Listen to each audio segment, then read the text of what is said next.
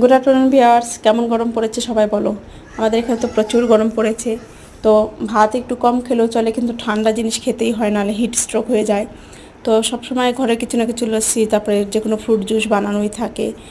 আর এটা কিন্তু আমি নিজের জন্য বানাচ্ছি না, আজকে আমি বানাচ্ছি ম্যাঙ্গো শেক সব বন্ধুদের জন্য, ইউনিটের সব বন্ধুদের জন্য।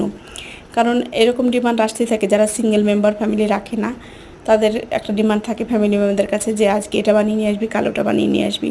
তো এর আগে আমি একদিন লস্যি বানিয়ে দিয়েছিলাম, আর আজকে ম্যাঙ্গো শেক বানিয়ে দিচ্ছি।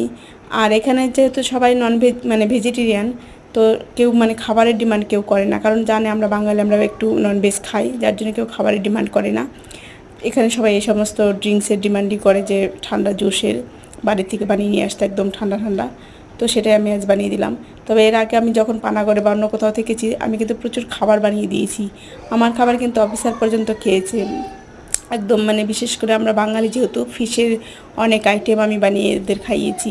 প্রায় প্রত্যেক সপ্তাহে আমার কাছে ডিমান্ড আসতো যে মাছের কোনো একটা মানে আইটেম বানিয়ে দিতে।